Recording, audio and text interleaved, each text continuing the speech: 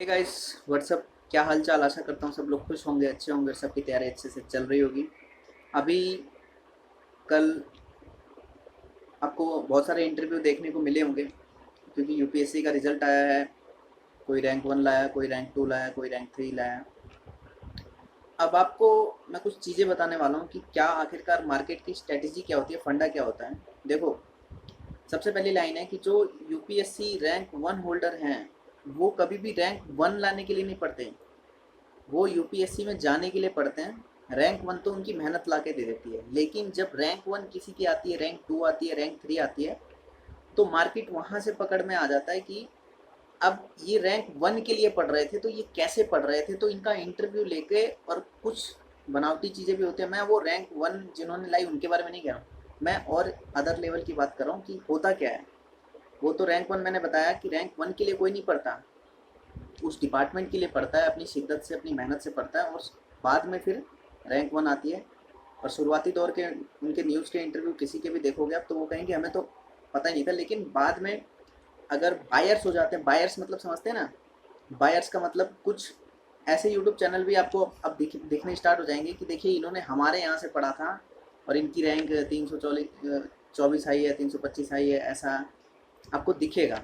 बहुत सारे चैनल पे कुछ ऐसे मॉक इंटरव्यू भी आपको देखने को मिलेंगे, जैसे दृष्टि के, ध्येय के। तो वो बहुत अच्छी बात है। आप मॉक इंटरव्यू देखते हैं ना, तो आपको बहुत सारी चीज़ें देखने को, समझने को मिलती हैं। लेकिन अगर आप बायर्स इंटरव्यू देख रहे हैं कि उन्होंने कैसे पढ़ा, उन्होंने कौन सी किताब पढ़ी, कितने देर पढ़ते थे, क्या खाते थे, क्या पीते थे, ये सब अगर आप देख रहे हो इंटरव्यू में, और फिर उसको देख कर किसी कंपनी का आप पेड कोर्स के झांसे में आ जाते हो, तो ये आपके घाटे का सौदा है। ये रियल मोटिवेशन नहीं है। रियल मोटिवेशन मैं बताता हूँ। दो चीज़ है, मैं जोड़ के बता रहा हूँ कि हाल ही में मेरा एक दोस्त है, देखो सारे ही दोस्त हैं यूट्यूब पे, मैं पर्सनली तो जानता ही नहीं। मैं इतने लोगों को जान रहा हूँ सोशली कि मुझे खुद याद नहीं होता कि यार कहाँ कहाँ लोगों से मेरी जान पहचान है। इवनली जब कोई फ़ोन करता है पुराना, तो समझ में आता है, अच्छा हाँ हाँ हाँ, तुमसे बात हुई थी। तो ऐसे ही एक फ़ोन आया दिल्ली पुलिस से। दिल्ली पुलिस में सिपाही के पद पे इस बार जो वैकेंसी आई है ये नहीं, इससे पहले आई थी, लाइकली 2015 के बाद वो भर्ती आई थी, 16-15 में आई थी शायद। वो मुझे जानते थे, तब से वीडियोस वगैरह देखते थे, और उन्होंने अपनी एक स्टोरी शेयर करी।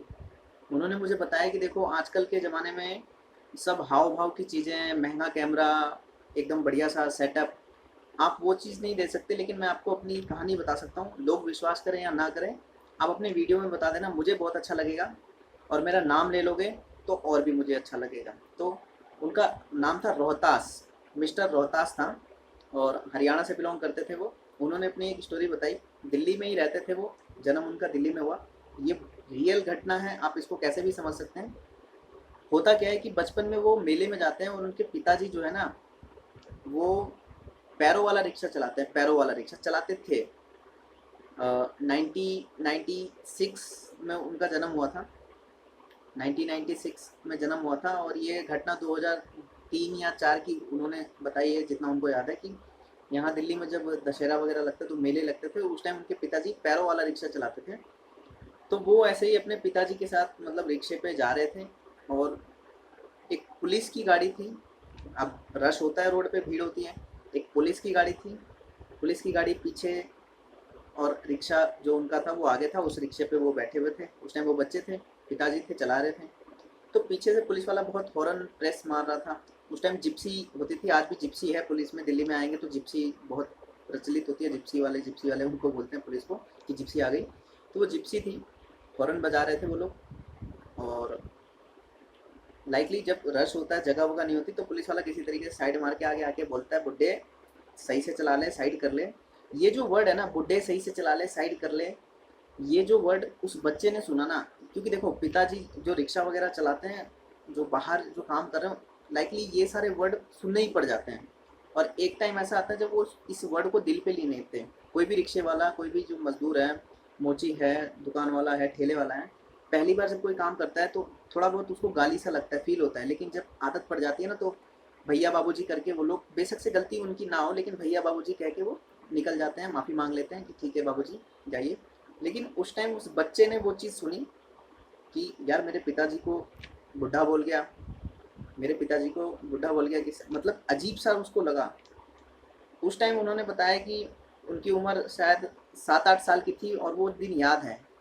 यानी कि 97 में बॉर्न हुए तो 3 साल 2000 और 2004 या 5, यानी कि हाँ 2004-5 की घटना के आसपास की ये घटना है। तो 8 साल उन्होंने बताया कि 7-8 साल का मैं था, मुझे इतना याद है, वो सिनेरियो मेरे को याद है। और उसके बाद स्कूल स्टार्ट हुआ, पढ़े, 5वीं पास हुआ, लेकिन वो सिनेरियो याद था। जब मैं 8वीं क्लास में गया तो मुझे समझ में आया कि हम पुलिस बन सकते हैं। पहले उन्हें ज्ञान नहीं था कि पुलिस कैसे बनना है, क्या बनना है, लेकिन 8वीं के बाद उनको पता लगा कि हाँ हम पुलिस बन सकते हैं। और उनको वो चीज़ याद थी कि मुझे भी बनना तो यही है, उस गाड़ी में बैठना है और मेरे सामने कोई ऐसा व्यक्ति जो मेरे पिताजी जैसा हो, मुझे वो शब्द नहीं यूज करने जो मेरे पिताजी ने सुना, वो वर्ड उनके अंदर चिपक गया। आप जो वीडियोस देख रहे हो, आपके जीवन में भी कोई ना कोई ऐसा वाकया होता है। मैंने वीडियोस में काफ़ी बार बोला है कि कोई एक सिनेरियो होता है जो 5 सेकंड 2 सेकंड का सेट होता है, आपको हमेशा वो ज़िंदगी भर याद आता है। आप कभी बैठे हो, खा रहे हो, सो रहे हो, आप बचपन की चीज़ें आपको याद आने लगती है। तो वो जो बचपन का एक पिक्चर है ना, उनके दिमाग में ऐसा छिप गया कि उन्होंने कहा कि अब तो जाना है तो दिल्ली पुलिस में ही जाना है। और आज वो दिल्ली पुलिस में सिपाही हैं। उन्होंने ये स्टोरी बताई कि आप ये स्टोरी बताइए और मेरा नाम लेंगे तो मुझे अच्छा लगेगा, तो मैंने उनका नाम भी बता दिया।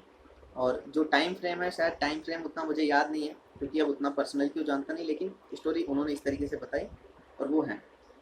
तो अब आप लोग यूपी पुलिस, बिहार पुलिस, लेखपाल, डीआरडीओ, ग्रुप डी, एनटीपीसी, इन सब में जाना चाहते हैं तो इस तरीके की चीज़ें आप अपने दिमाग में लगाओ कि कोई भी किसी भी तरीके के झांसे में नहीं आना, किसी का पेड कोर्स, किसी का पीछे नहीं चलना है, अपनी मेहनत अपने हाथ में रखनी है। सब कुछ आपको पता है कि कैसे मुझे पढ़ना है, क्या करना है, क्या नहीं करना है, ठीक है। हाँ, थोड़ा बहुत बूस्ट करने के लिए मेरी वीडियोस देख सकते हो क्योंकि मैं भी अब अपना प्रचार करूँगा ना। फन अकेडमी जैसे तो मेरे पास उतना पैसा है नहीं कि दबा के एडवर्टाइजमेंट चलाऊँ, नहीं, लेकिन अपना प्रचार कर सकता हूँ। जब आपको लगे कि मन नहीं कर रहा तो एक बार मेरी वीडियोस देखना और जो मैं वाक्य बोलता हूँ, माँ बाप उनके बारे में सोचना, भाई बहन के बारे में सोचना, अपने घर के बारे में सोचना, अपने गांव के खेतों के बारे में सोचना कि आपको खेत खरीदने हैं, घर बनाना है, अपने जानवर लेने हैं, अपने माँ बाप को सिचुएटेड करना है। ये सारी चीज़ें मैं वीडियोस में बोलता हूँ ताकि आप सोचें, आप पढ़ें, ठीक है। तो आज की ये वीडियोस इसी पे थी। और अब आप देख रहे होंगे कि इंटरव्यू का प्रचलन कितना तगड़ा है कि इंटरव्यू ले रहे हैं। इंटरव्यू लेना कोई बुरी बात नहीं है, लेकिन बायर से इंटरव्यू ले लेना कि और फिर इंटरव्यू देखने वाला जो बच्चा होता है ना, उसके मन में एक नेगेटिव इम्पैक्ट पड़ जाता है कि अब तो इन्होंने ऐसे ही किया और मैं भी ऐसे ही करूँगा तभी मैं वहाँ तक पहुँच पाऊँगा। हो सकता है कि आप उससे भी अच्छी स्ट्रेटेजी पे काम कर रहे हैं, लेकिन आप दूसरे का इंटरव्यू देख के आप भटक जाएं। वही स्पीडी बुक, वही लूसेंट बुक पढ़ के आप अच्छा खासा डीआरडीओ एमटीएस निकाल सकते हैं, ग्रुप डी निकाल सकते हैं। लेकिन अगर किसी ने बोल दिया कि मैंने एनसीईआरटी पढ़ी है और कुछ और बता दे, या मैंने इसका वीडियो देखा था, इनकी क्लासेस देखी थी, आप भटक गए। दरअसल स्ट्रेटेजी वो होती है जब आपका सिलेक्शन में रिजल्ट में नाम आता है, जॉइनिंग लेटर आता है, उसके बाद आपकी पढ़ाई का नाम जो पड़ता है ना, वो होता है स्ट्रेटेजी। जब तक आपका सिलेक्शन नहीं है ना, तब तक कोई स्ट्रेटेजी नहीं है। आपकी जो रियल मेहनत है, 8-10 घंटे 5 घंटे जो लगातार रोज करोगे, वो आपकी स्ट्रेटेजी है। दूसरे को मत देखो, अपना देखो। एक बात और बोलूँगा कि केवल 30 क्वेश्चन अगर आप डेली मैथ के बनाते हो, 30 क्वेश्चन रीजनिंग के बनाते हो, 30 ही क्वेश्चन जीके जीएस पढ़ते हो, यानी केवल 30-30 क्वेश्चन का पर सब्जेक्ट पे काम करते हो, तो भी आप बहुत आगे निकल जाओगे। आप बहुत सारा खाने के चक्कर में, क्या है ना, बहुत अच्छी पढ़ाई, बहुत सारा 100 में से 100 नंबर लाने के चक्कर में ऐसी जगह चले जाते हो, ऐसी जगह पैसा भी दे देते हो और अपने आप को कहीं ना कहीं उलझन में ले आते हो। सामने वाले को देख रहे हो, आपको लगता तो है कि हाँ मैं सीख रहा हूँ, मैं अच्छा कर रहा हूँ, लेकिन क्या ये अपने आप से पूछा है कि क्या ये परीक्षा से रिलेवेंट चीज़ करा रहे हैं? क्योंकि मोटिवेशन तब आता है जब आपका प्रैक्टिस सेट में बन रहा होता है, क्वेश्चन बनता है, या फिर आप प्रीवियस ईयर बनाओ तो बन रहा होता है। मोटिवेशन उसको नहीं बोलते कि एक पेपर में 2 क्वेश्चन ऐसे आए जो आउट ऑफ वर्ल्ड थे और उस 2 क्वेश्चन की वजह से आउट ऑफ वर्ल्ड का की क्लास तैयार करके आपको पढ़ाया जा रहा है। आपको ये दिलासा दिया जा रहा है कि अब तो आपके 100 में से 100 आएंगे, तो आप उसके पीछे पड़ जाते हैं, उस पेड कोर्स को लेने लग जाते हैं, ठीक है। तो आज की वीडियो बस यही थी। मोटिवेशन मैं बना नहीं पाया तो मैं सोचा चलो कुछ बातें ही बता देता हूँ आपको। तो ये थी कहानी। आशा करता हूँ आपको अच्छी लगी होगी। अच्छी लगी होगी तो प्लीज़ शेयर करना, लाइक करना, कमेंट करना, और नए हो तो सब्सक्राइब कर लेना। और बेहतरीन मोटिवेशन वीडियोस चाहते हो तो प्लीज़ नीचे बता देना कि आपको कौन सी नौकरी के लिए मोटिवेशन चाहिए। मैं उसके लिए मोटिवेशन वीडियोस बना के पब्लिश कर दूँगा, जिससे कि आपको अपनी पढ़ाई में बहुत मदद मिलेगी। जय हिंद।